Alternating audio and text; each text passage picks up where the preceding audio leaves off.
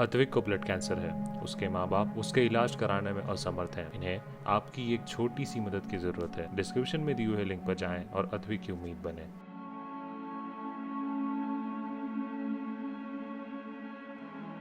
इसके एक देश एक दाम रखने चाहिए, तो वो अटेंशन डाइवर्ट करने के लिए इस तरह की स्टोरियां करवा रहे हैं। वैक्सीन के लिए पैसा नहीं है भारत सरकार के पास, राज्यों पे भार डाल रही है। और नई पार्लियामेंट, नया प्रधानमंत्री आवास का पैसा, जो ज़मीनें हमारे विधायक आवास हैं उन्हीं से निकल रहा है। वहाँ हिंदुस्तान की जनता की जेब कट रही है। राजस्थान को जो 45 साल से ऊपर की एज ग्रुप के लोग हैं, उनकी बेनिफिशरीज की संख्या है 2,09,00,000। अगर उनके दोनों डोज लगाते हैं तो ये 4,18,00,000, और वेस्टेज इंक्लूड कर लो तो 4.5 करोड़ डोज की आवश्यकता है। अब तक भारत सरकार ने हमको 1,73,00,000 डोज दिए, उसमें से 1,68,00,000 हम लगा चुके हैं। 2,15,000 हमने आर्मी को दे दिए। और जो भी वेस्टेज है, मैंने बार बार कहा है कि जो मांग उठ रही है पूरे देश के अंदर कि भारत सरकार को फ्री वैक्सीनेशन करना चाहिए, इसके एक देश एक दाम रखने चाहिए, तो वो अटेंशन डाइवर्ट करने के लिए इस तरह की स्टोरियां करवा रहे हैं, जो दुर्भाग्यपूर्ण है। क्योंकि जो ऐप उन्होंने कोविन ऐप बनाया हुआ है, ईविन ऐप बनाया हुआ है, हर डोज जो लगाई जाती है उस डोज को हमने उस पर दर्ज करने की व्यवस्था खुद भारत सरकार ने कर रखी है। अब जब वो डोज दर्ज हो रही है वहाँ, तो उनको खुद को मालूम है कि कितनी दी गई है और कितनी लग गई है।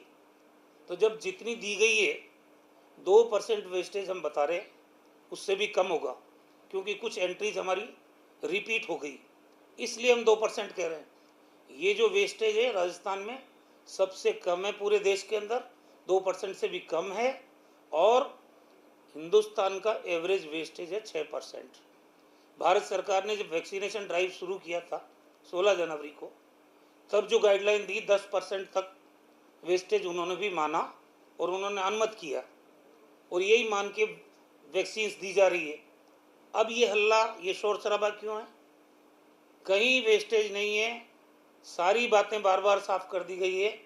और पहली बात यह कि आज तक देश में जितने टीकाकरण हुए हैं पल्स पोलियो तक, वो सारे टीकाकरण का भार देश में, सरकार चाहे किसी भी पार्टी की रही हो, ये भारत सरकार का और राष्ट्रीय प्रोग्राम होता है।